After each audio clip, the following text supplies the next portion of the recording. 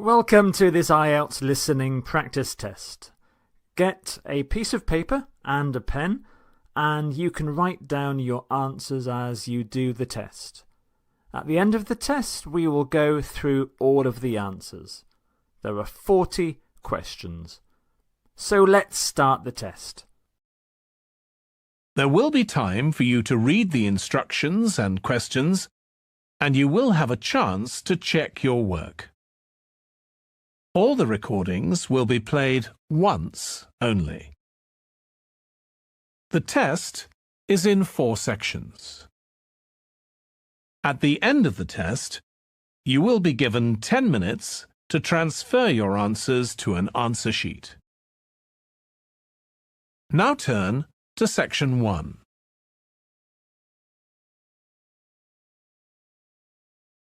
Section 1. You will hear a man telephoning a friend to find out about their local public library. First, you have some time to look at questions 1 to 4.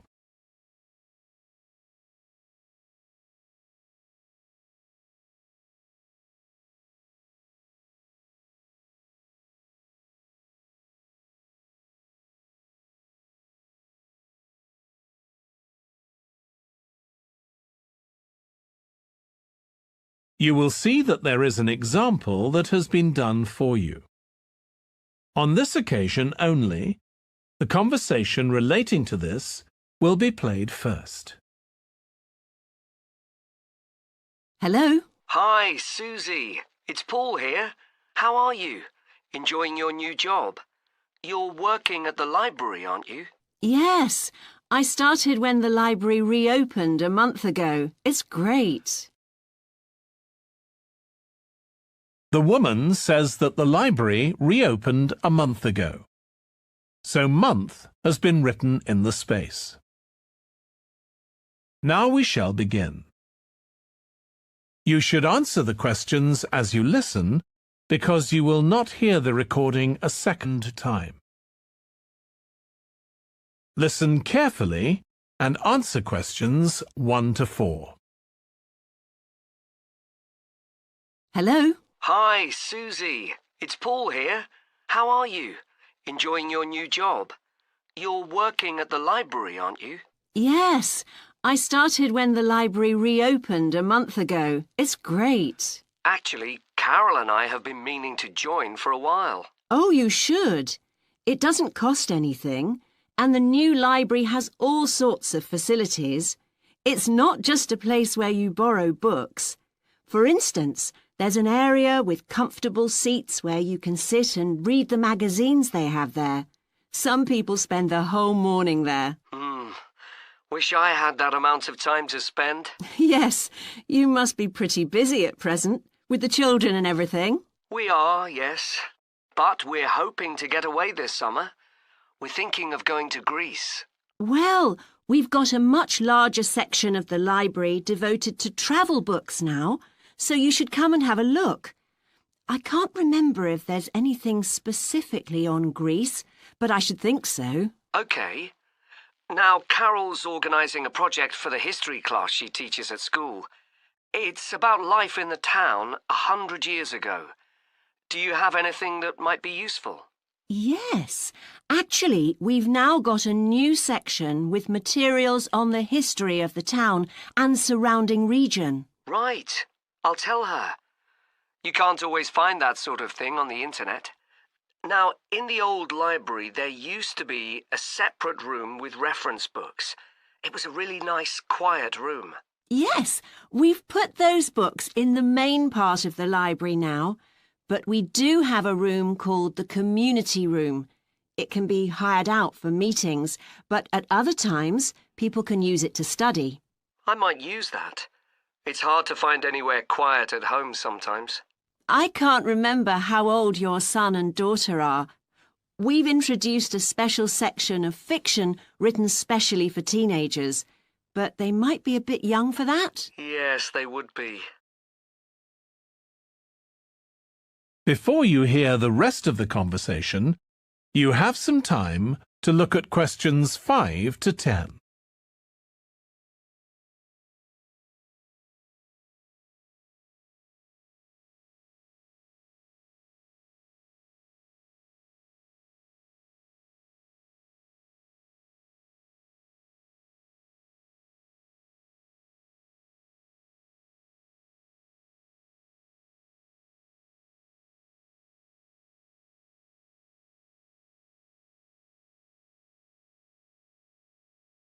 Now listen and answer questions 5 to 10. Well, we do have lots of activities for younger children. Yes? For example, we have a science club. At the next meeting, they're going to be doing experiments with stuff that everyone has in the kitchen, sugar and flour and so on. They might be interested, yes. And we have a competition for children called Reading Challenge. That doesn't begin until after the end of term. They have to read 6 books, and they get a certificate if they manage it. So that gives them something to do while they're on holiday, instead of getting bored. That's the idea. And there's special activities for adults too. On Friday, we have a local author called Tanya Streep, who's going to be talking about her new novel. It's called Catch the Mouse, and she based the story on a crime that actually took place here years ago. Right. We're not free on Friday, but I'll look out for the book. Now, this probably isn't for you, but we do have IT support available for members. We get quite a few older people coming along who are wanting to get up to speed with computer technology. It's on Tuesday mornings. They don't need to make an appointment or anything. They just turn up. Well, my mother might be interested. I'll let her know. OK. And there's another service which you wouldn't expect from a library, which is a free medical checkup. The hospital arranges for someone to come along and measure the level of sugar in your blood, and they check cholesterol levels at the same time. Really? Yes, but that's only for the over 60s, so you wouldn't qualify. OK. Well, I'll tell my mother. She might be interested. What other information? Well, we do have a little shop with things like wall charts and greetings cards, and also stamps, so you can post the cards straight away, which is really useful. Yeah. Well, I'll bring the children round at the weekend and we'll join. Oh, one more thing. I'll be bringing the car. Is there parking available? Yes, and it's free in the evening and at weekends. Perfect. Well, thanks, Susie. See you soon. That is the end of section 1. You now have half a minute to check your answers.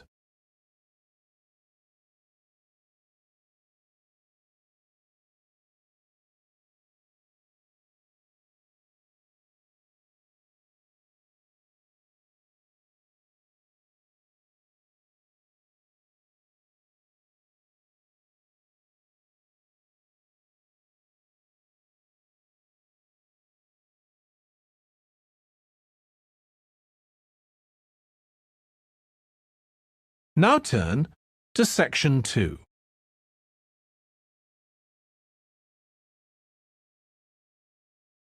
Section 2. You will hear part of a training session for new employees at a large travel company. First, you have some time to look at questions 11 to 17.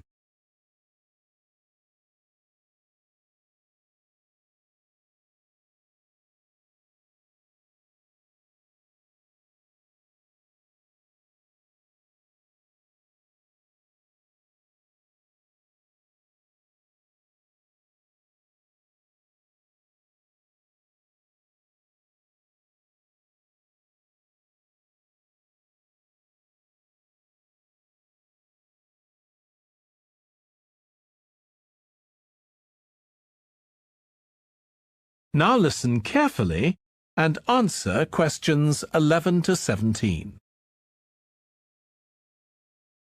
In this session in your training day, we're going to look at some of the more specialized holidays we offer at BC Travel. Now, the travel business is very competitive, and it's important to be aware of how the market's changing and developing. In terms of age groups, the over 65s are an important market, and one that's increasing steadily year on year. The fewest holidays are taken by the 31 to 42-year-olds, and that figure shows no sign of rising. The biggest market at present is still the youngest group, the 16 to 30s, but this group's also seen the biggest drop over the last few years, whereas there's a noticeable growth in the number of holidays taken by the 55 to 64-year-olds. As far as the 43 to 54-year-olds are concerned, bookings there are steady, but I have to say we haven't seen the increase we expected.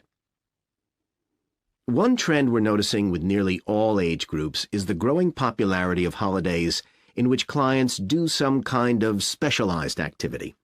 I'm not talking here about adventure holidays where clients take part in high-risk activities like white water rafting just for the thrill of it. Activity holidays usually involve rather less high-risk sports or things like art and music. They're not necessarily cheaper than ordinary holidays, often the opposite, in fact, but they do often take place outside the main tourist centers, which gives an opportunity for clients to find out more about the local people and customs. And many say this is one of the most positive features of these holidays. Of course, they offer the chance to develop a new skill or talent, but clients often say that more than this, it's the chance to create lasting relationships with other like-minded people. That's the main draw. Let me give you some examples of BC travel activity holidays. Our painting holidays take place in 4 different centers in France and Italy, and they're very popular with clients of all abilities from beginners onwards. We've got an excellent team of artists to lead the classes. Some of them have been with us from the start, and 5 additional ones will be joining us this year so that we can offer a greater number of classes in each center. As far as cooking holidays are concerned, I know a lot of agents offer holidays where clients cook recipes related to one particular country, usually the one they're staying in, but we focus on dishes from a great many different ones. Apart from that, you'll find the usual emphasis on good quality organic ingredients. That's more or less a given nowadays, and there are generally some meat-free recipes included. Our photography holidays take place in a wide range of countries from Iceland to Vietnam, and clients have the opportunity to see some stunning scenery. Groups are small, no more than 8, so clients can have one-on-one tuition during the holiday, and excursions are arranged with fully trained guides. At the end of each holiday, an exhibition is held of the photographs taken so that clients can see one another's work and receive valuable feedback from the tutor. Before you hear the rest of the training session, you have some time to look at questions 18 to 20.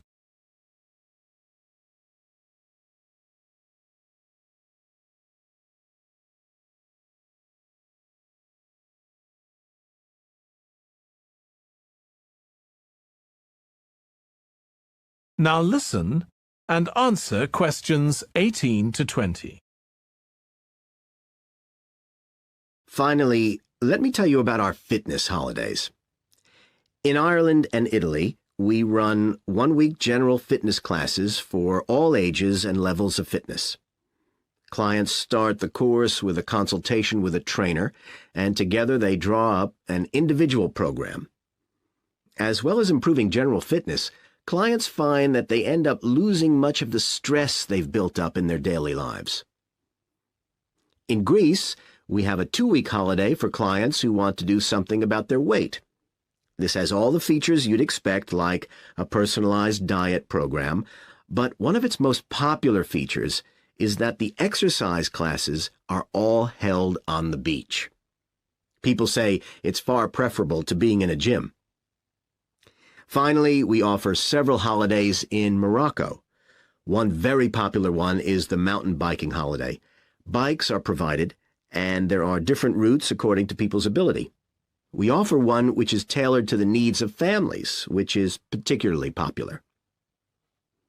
Okay, so that's about all the time I have today, so thank you very much. That is the end of section 2. You now have half a minute to check your answers.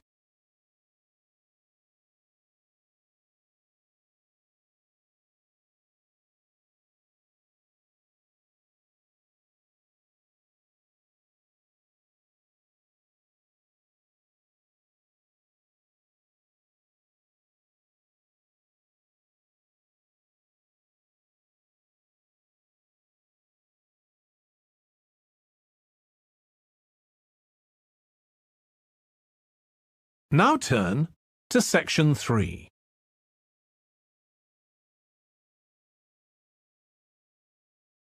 Section 3. You will hear two tourism students, called Natalie and Dave, talking about the tourism case study they are doing. First, you have some time to look at questions 21 to 26.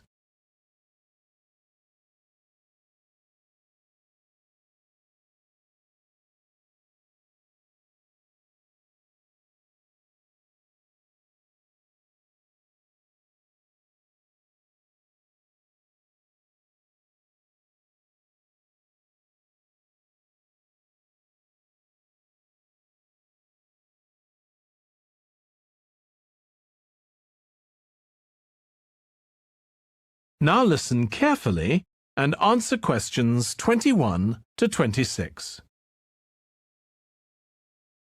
Dave, I'm worried about our case study. I've done a bit of reading, but I'm not sure what's involved in actually writing a case study. I missed the lecture where Dr. Baker talked us through it. OK, well, it's quite straightforward. We've got our focus. That's tourism at the Horton Castle site. And you said you'd done some reading about it? Yes, I found some articles and made notes of the main points. Did you remember to keep a record of where you got the information from? Sure, I know what a pain it is when you forget that. OK, so we can compare what we've read. Then we have to decide on a particular problem or need at our site. And then think about who we're going to interview to get more information. OK, so who'd that be? The people who work there? And presumably some of the tourists too? Yes, both those groups. So we'll have to go to the site to do that, I suppose. But we might also do some of our interviewing away from the site. We could even contact some people here in the city, like administrators involved in overseeing tourism. OK, so we'll need to think about our interview questions and fix times and places for the meetings. It's all going to take a lot of time. And if we can, we should ask our interviewees if they can bring along some numerical data that we can add to support our findings. And photographs? I think we have plenty of those already. But Dr. Baker also said we have to establish with our interviewees whether we can identify them in our case study or whether they want to be anonymous. Oh, I wouldn't have thought of that. OK, once we've got all this information, I suppose we have to analyse it. Yes, put it all together and choose what's relevant to the problem we're focusing on, and analyse that carefully to find out if we can identify any trends or regularities there. That's the main thing at this stage, rather than concentrating on details or lots of facts. OK, and then once we've analysed that, what next? Well, then we need to think about what we do with the data we've selected to make it as clear as possible to our readers. Things like graphs or tables or charts. Right. Then the case study itself is mostly quite standard. We begin by presenting the problem and giving some background, then go through the main sections. But the thing that surprised me is that in a normal report, we'd end with some suggestions to deal with the problem or need we identified. But in a case study, we end up with a question or a series of questions to our readers, and they decide what ought to be done. Oh, I hadn't realised that. Before you hear the rest of the discussion, you have some time to look at questions 27 to 30.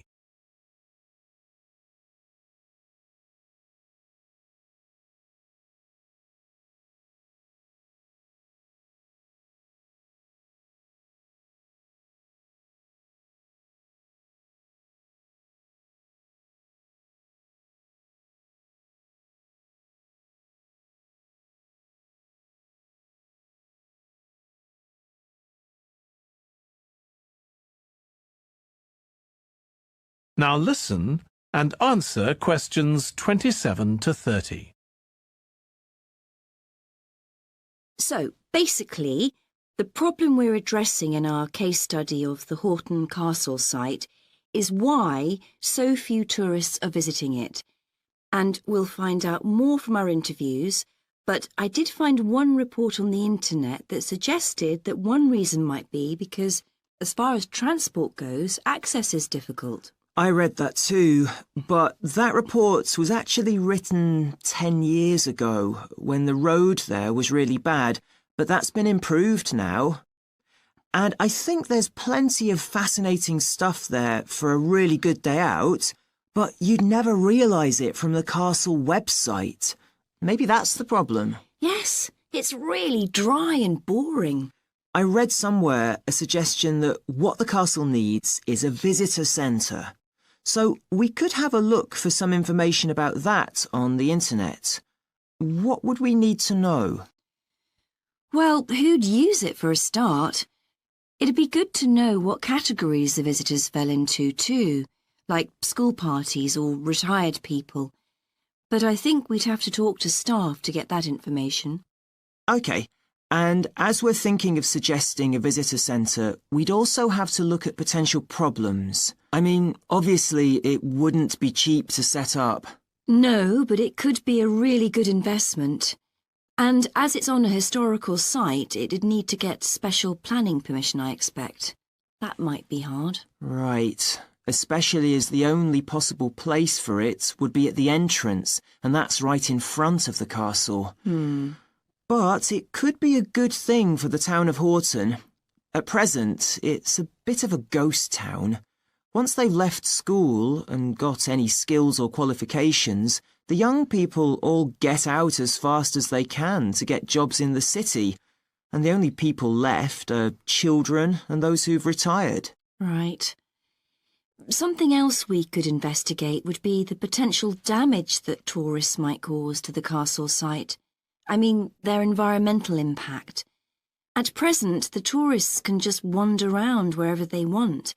But if numbers increase, there might have to be some restrictions, like sticking to marked ways. And there'd need to be guides and wardens around to make sure these are enforced. Yes, we could look at that too. OK, well, we certainly managed... That is the end of section 3. You now have half a minute to check your answers.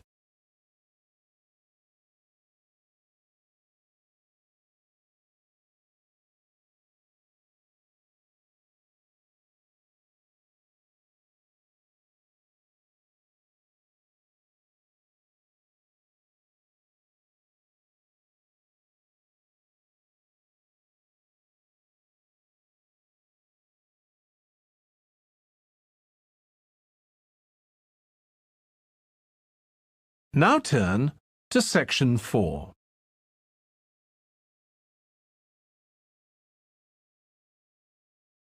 Section 4.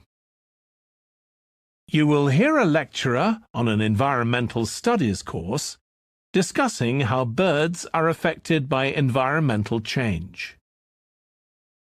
First, you have some time to look at questions 31 to 40.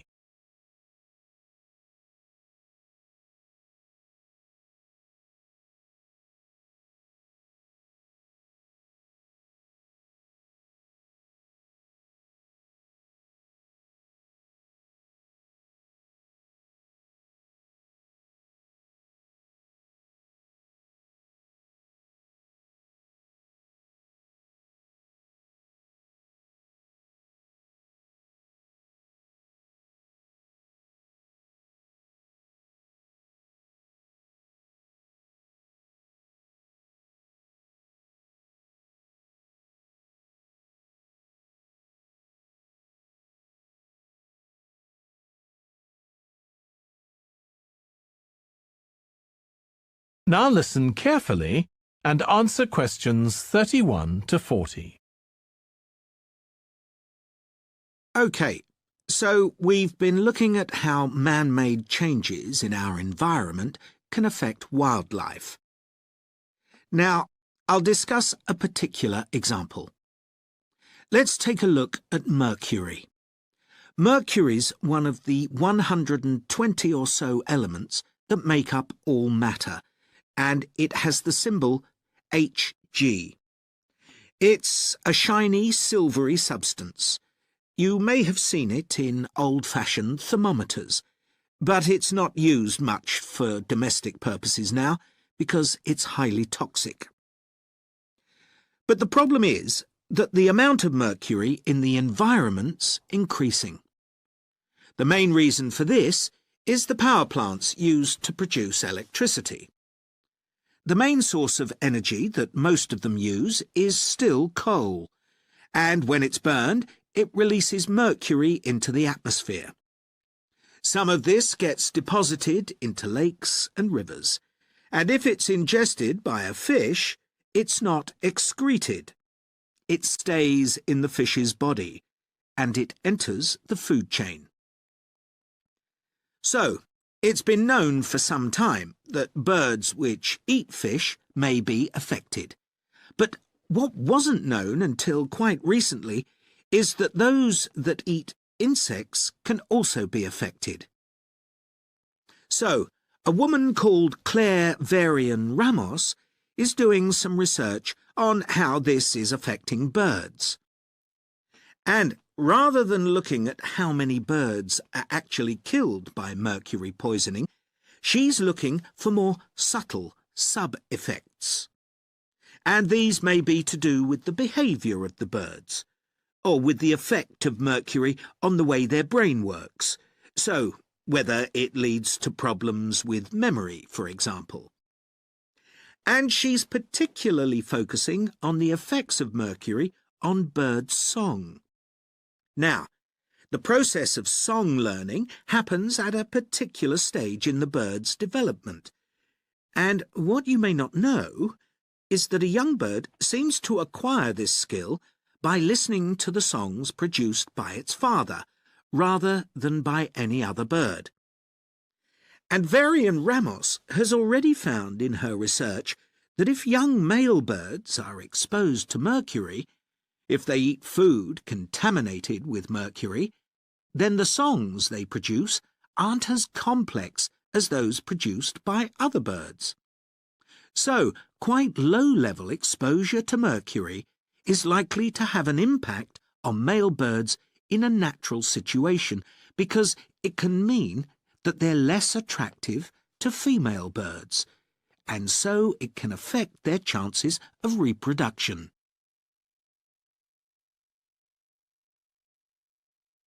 Now, the way she's carrying out this research is worth thinking about. She's using a mixture of studies, using birds kept in laboratories and studies carried out outdoors in the wild. The lab-based studies have the advantage that you don't get all the variables you would in a natural setting. So, the experimenter has a much higher level of control, and that means they can be more confident about their results in some ways. And, of course, they don't have to worry about going out and finding the birds in order to observe them. So, what are the implications here for humans? Well, because many birds are migratory, they may be transporting mercury far from contaminated sites.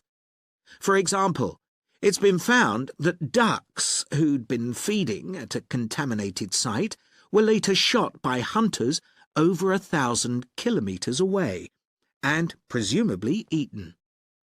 But these birds likely had mercury levels high enough to warrant concern for human consumption. In addition, going back to song learning by birds, we saw that this may be affected by mercury contamination. Well, we also know that in humans, mercury causes developmental delays in the acquisition of language, And in fact, this process is very similar in the brain regions it involves, and even the genes that are involved. But mercury contamination has other important implications for humans as well. It's now known that an unborn child can be affected if the food eaten by its mother contains high levels of mercury, and these effects can be quite substantial. In the end, it comes down to whether more value is placed on human economic well-being or environmental well-being.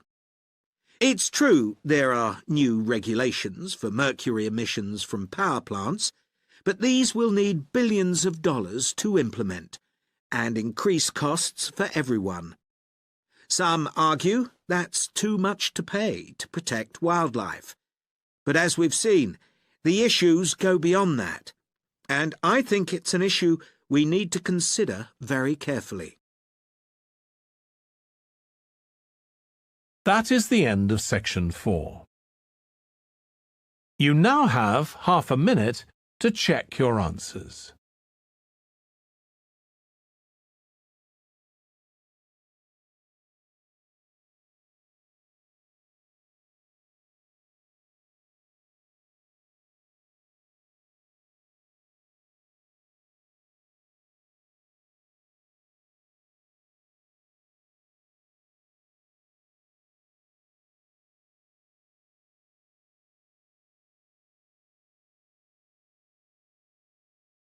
That is the end of the listening test. In the IELTS test, you would now have 10 minutes to transfer your answers to the answer sheet.